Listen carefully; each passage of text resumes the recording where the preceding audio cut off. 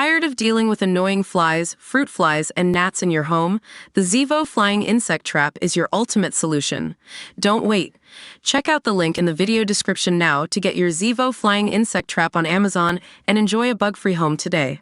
Tom Ford has made his way to the top of the fashion world after years in the industry and has held multiple roles along the way, from creative director to film director. Despite his demanding career in fashion, Ford is also a dedicated father to his now 11-year-old son, Alexander John Buckley Ford. Ford welcomed his son in Los Angeles on September 23, 2012, alongside his late husband, Richard Buckley, whom he married in a private ceremony in 2014. The pair had been together since 1986, and Buckley was Ford's biggest fan throughout his career. He sees everything, down to the last detail. I've actually never known anyone else with the ability to be so observant or precise.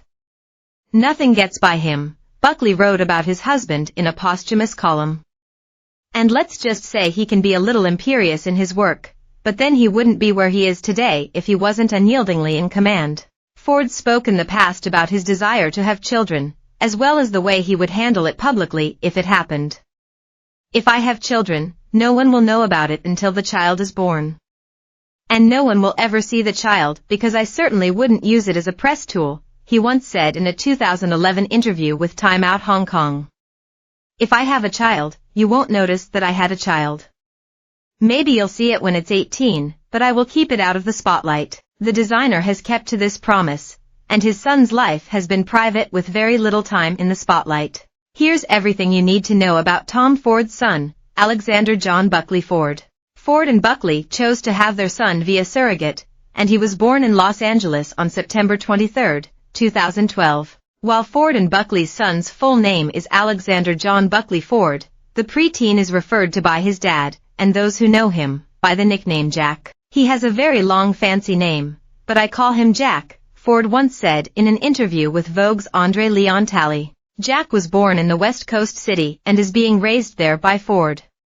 His upbringing is different from that of his dad, who was born in Austin, Texas, and spent much of his life in New York City. When talking to Vogue's Andre Leon Talley about the transition into fatherhood, Ford discussed the hands-on way he approached his new role. I feed him in the morning, I change his diaper, I dress him, I play with him, and I have a good 2 to 3 hours before I go to the office, just me and Jack, he told Vogue.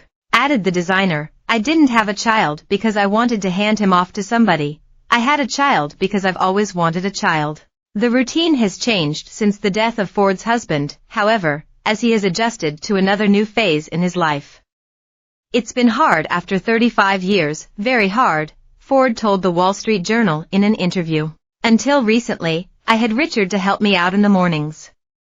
It's been a little bit of a struggle the last month because he would normally get Jack's breakfast on school days while I was getting dressed, he further explained.